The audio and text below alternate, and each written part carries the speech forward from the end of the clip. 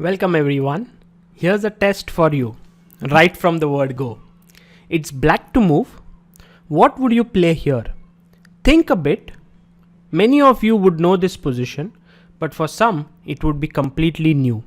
Imagine yourself looking at this position for the first time in your life. What would you do here?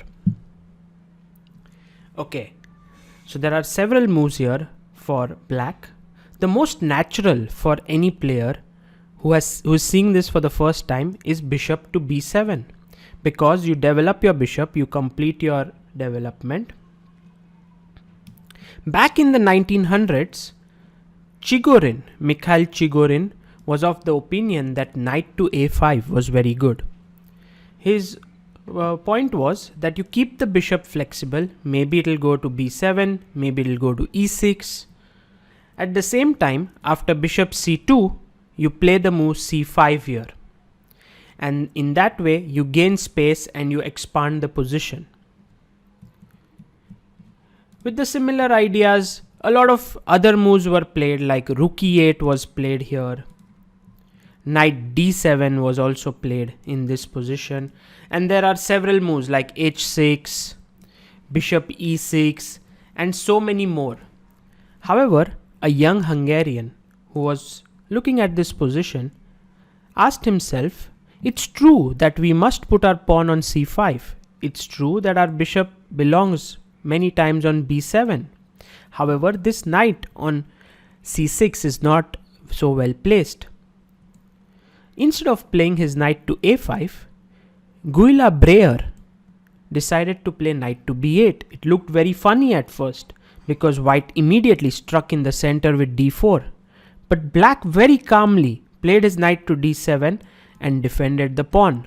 His idea was that after knight bd2, bishop b7, his knight is perfectly placed, so is his bishop, and his pawn is all set to hit the center with c5 whenever required.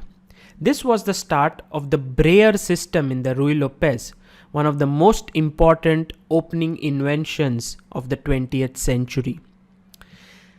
Who is one of the biggest experts in the Breyer, you may ask?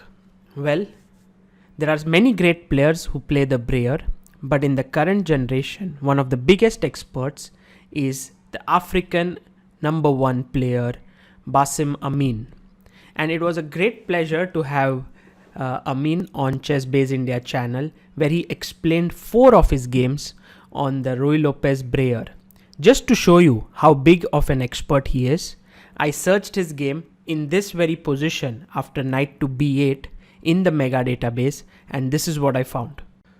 Well, these are my results when I searched the Breyer position in the mega database with Amin as black. Look at his opponents. He's played against Carlsen. He's played against MVL, Anand, Giri, Hari Krishna, Topalov, Hari, Adams, Short, Saric, Backrot, Adiban, Kazimjanov, Safarli, Hoyifan, Oparin, Grandelius. Wow, what a list. Saric, Schweritz, Naroditsky, Hansen, Hammer. That's almost like, 30 odd players above the rating of 2600 he's played, and he's played it against all the top players. He's even beaten Topalov. He's drawn against Anand, Wesley, Anish, and all these top guys, which just goes to show what a great specialist Amin is. And it was my great pleasure to have him on the ChessBase India show. And we looked at 4 games. At that point, there was a lag in the audio. We have fixed it, and we have now made 4 different parts of these 4 games, which will be released back to back. This is the first part, so enjoy and learn from Amin.Bassem.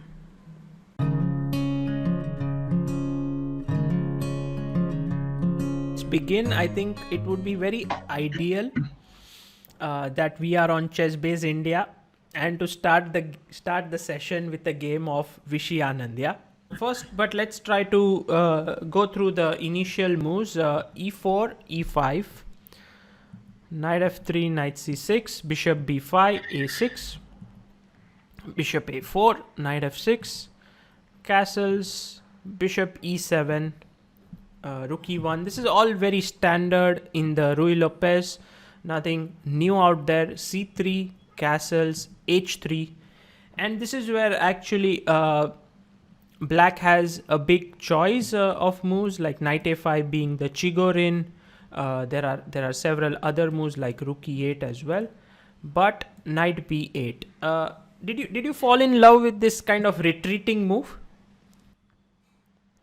Yeah, first of all, yeah, if you don't know the variation, you say, oh, what is this weird move? Yeah, but What would moves you to say play. is the main idea? Like for me, the understanding is that the knight was kind of misplaced here, so it would be placed better on d7, and then you have the c pawn free to move.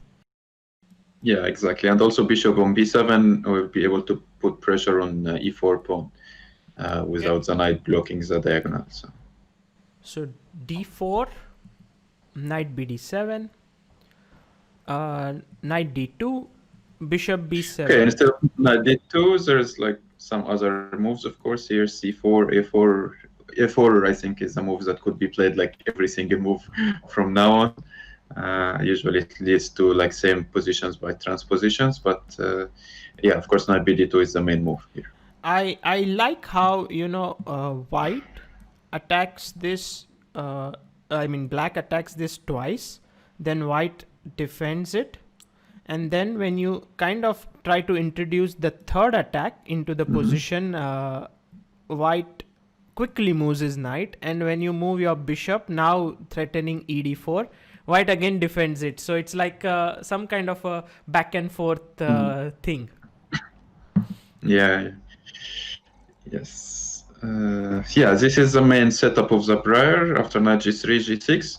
And here, like, white have so many options. Of course, a4, b3, bishop g5 are the main moves here, I think. Yeah, okay, this game was b3. I think we'll analyze also another game with a4 and bishop g5. So we'll have pretty much all the main moves here looking at. Yeah. Okay, so b3 here was Vishy's choice. Okay, so as we had interview briefly after this game during the Olympiad, so I told you that he was preparing. Of course, Vishy is one of the expert, I mean, if not the best players ever playing the Roy Lopez, so it was very tough to prepare against him. And okay, I said I would play my opening anyway and see how it goes. And okay, I tried to check my files, but b3 was the one variation I didn't check so much, but I knew I had prepared something that I hadn't played before, which is the move a5, which I played. Before, okay, I remember I had games with d5 here or bishop g7. But okay, d5 it used to be considered as a like forced draw in a very sharp way. We can see it maybe. D5, bishop g5, h6, bishop h4, g5, knight g5, take, take, ed4, and here white plays e5, very important strong move, rook e5, take, take, and cd4 here. And okay, it used to be like some repetition after some moves, but okay, with engines getting stronger, it proves that white have very strong attack here, and white has advantage here. So basically stopped playing this variation, and d5 immediately proved not to be so great. So here, okay, I switched to a5, and okay, of course here white has many moves. A4 and A3 both are moves. Bishop G5, of course. Bishop D3. So so many options. Okay, basically black idea of with A5 is to play B4 to weaken white center, of course, because then D4 pawn will not be protected by a pawn. So then we could take on D4 with Bishop G7 to follow. So white idea here, Vishy played a3, which he played also a bit fast. And the idea is simple to prevent b4 move for black. So okay, this was, I remembered I had prepared this move and I had prepared a new move here, which is d5, which I played. I didn't remember during the game, I didn't remember my exact preparation, but I remember that d5 was a very strong new move here. And so I played it. I remember some ideas, but not the exact move. So the point is here, after bishop g5, h6. So if we repeat the same variation without including a5, a3, yeah, here g5, take, on d4, e5, rook e5, take. Yeah, here the knight could go even to g6 or to d7. And okay, the point is I have rook a6 now protecting the knight on f6. After, yeah, okay, here bishop e7, of course. And if queen f3, there is also rook a6. And rook is defending very well in the third, in this rank. Yeah. So here actually black has an advantage in this position. So this is the point of including a5 Very and deep, a3. yeah, very deep and nice move, a5. Yeah. And I think after d5, bishop g5, h6, Vishy understood that bishop h4 doesn't work here, yes? Yes, exactly. And so, okay, he spent some time and then eventually took on f6. So, of course, here, yeah, has to take with the queen. Take on d5. Makes sense. Okay. Now, of course, if bishop d5, he can take on e5 and my bishop will be hanging. So, yeah. So I had to take on d4 first.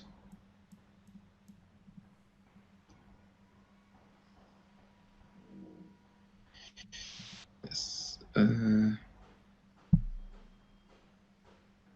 Yeah, rook e8 first is important. Take, knight d4.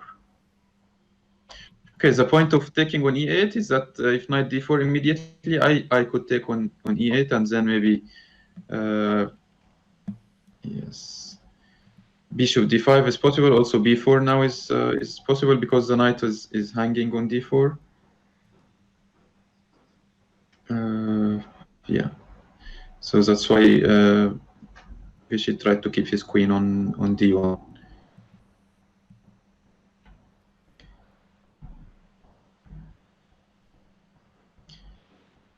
Yeah, after knight d4 here, of course, if I take on d5, then b5 pawn is hanging.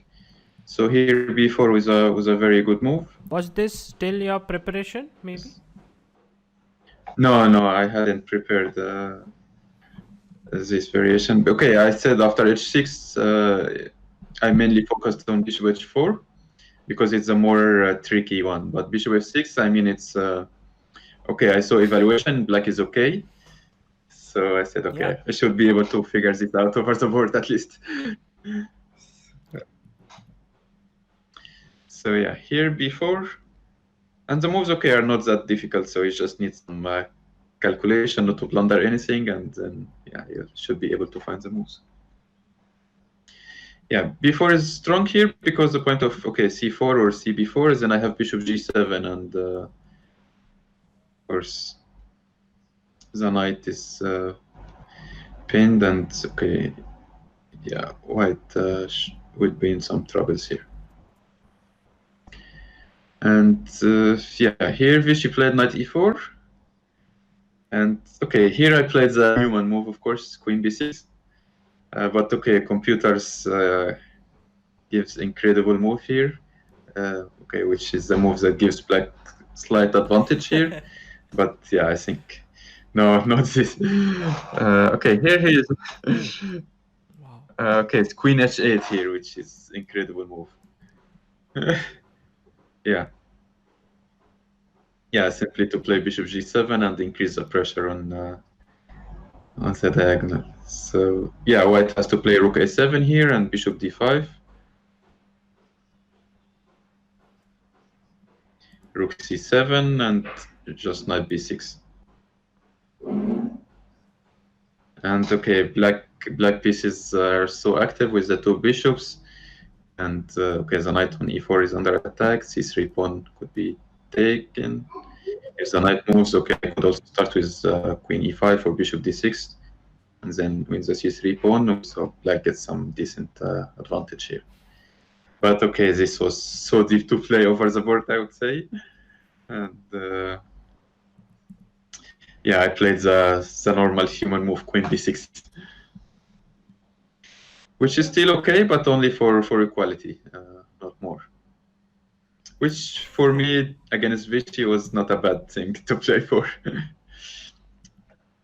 Okay, here he played knight c6. Okay, first of all, yeah, okay. After knight c6, first you say, okay, this is my pawn back, so let's take it. Bishop c6. But I resign immediately after this c6, queen c6, and queen d7. Yeah, winning on the spot, because if you take knight f6, check, and winning a piece. And of course, after dc6, my knight cannot go anyway because knight f6 fork wins the rook. So yeah, I cannot take on c6. And so I started thinking about other moves. Okay, here I have, I think, a couple of good options. I could take on c3. I could, yeah, I could play, yeah, or f5, which is what I eventually choose. I thought f5 is the most direct way and forced way also to get easy equality, or I mean, make sure the position is going in the direction I want. Because okay, f5, he has to go with knight d2, and yeah, now bishop c6. So there's no more forks on f6. Yeah, knight c4 is intermediate move to win this tempo. Queen c5, take, cb4. Yeah, bishop b4, queen d3. And okay, here I played knight e5 just to make sure it's dead draw. Take. Okay, actually here after playing rook e5, it was my 30 move, so I offered draw. And okay, it seems that he didn't hear that I was offering a draw. And then he played his move, rook d1, and offered draw. But then I thought that, okay, he heard that I offered draw, and he said, okay, let's play a little bit more. So I was a bit surprised. And then, okay, after we played like few moves, and then we looked at each other and then said draw. And then, okay, after the game, he said, asked me why you didn't accept my draw. I said, no, I offered draw first. And then I said, oh, I thought it has to be move 31. So I said, yeah, I think it's after black completes 30 moves, we can offer draw. So yeah, but it was draw anyway. So yeah, it was a good draw for me, of course, and it was a very good Olympiad actually for the Egyptian team. We won a gold medal for category B, and I think I scored 8 out of 11 on board one with a very good performance and many good results. So yeah, I mean, what a game it was, and drawing against Vishy with such ease, like absolutely giving him no chances, shows not only the power of your play but also of the opening, because I think Vishy being such a tremendously well prepared player, he couldn't get anything. So that's simply fantastic. Basim, this is going so well because of the lag in the audio. I have stopped talking a bit, like usually I talk a lot, but because I don't want our audio to overlap, it's like I am just nodding and trying to understand, and you are the one who's doing the talking, and it's so wonderful. So please continue doing that, and I'm learning a lot, and I'm also enjoying.